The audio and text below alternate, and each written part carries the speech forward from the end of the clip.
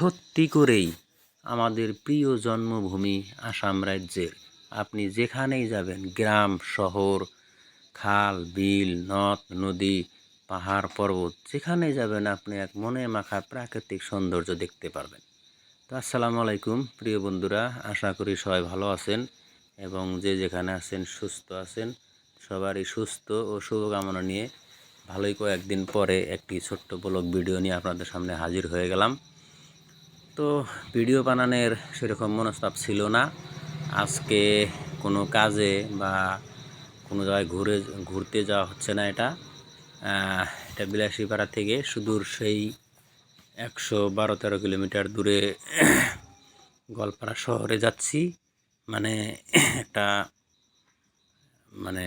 পরিবারের লোকেরই একজনের বেমার, তাকে ডাক্তার দেখানোর জন্য। সেখানে একজন অভিজ্ঞ ডাক্তার আছে, তো নামটা বললাম না, হয়তো কেউ কিছু প্রচারের জন্য ভাবতে পারেন।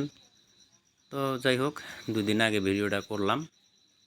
তো এইটা আমাদের ধুবড়ী জেলা ক্রস করে যখন বঙ্গাইগাঁও জেলায় যাই, এই জায়গাটার নাম হলো খগরপুর।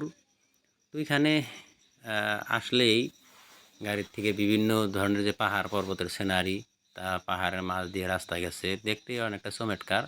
সেই জন্য ভিডিওটা বানিয়ে রাখছিলাম এবং অ্যাড করে দিলাম, কারণ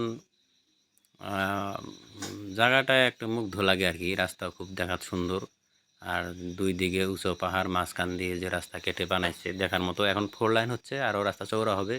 সেই কাজগুলো দেখে অনেক ভাবার বিষয়, যে পাহাড়ের মাঝ দিয়ে অনেক রাস্তা চওড়া হইতে গেলে কতটুক, যে 2 সাইড দিয়ে কাটছে, কাজ চলছে, 4 লেনের কাজ। আমাদের 17 রাষ্ট্রীয় ঘাইপথ যেটা, এটা 4 লেন হচ্ছে।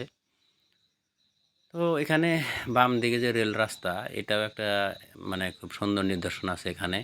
পাহাড়ের তল দিয়ে সুরুং রেল রাস্তা গেছে। যখন রেলরা আসে তখন আরও ভালো লাগে। তো যাই হোক, ভিডিওটা বানানোর ইচ্ছা ছিল না আসলে। ভিডিও বানানোর লোকগুলা কেউ একটা দেখলে যত টেনশন থাক, সেখান থেকে কিছু বানিয়ে বন্ধুদের সাথে শেয়ার করে। আমি একলা না, এটা অন্যদেরও আমি অনেক দেখতে পারছি।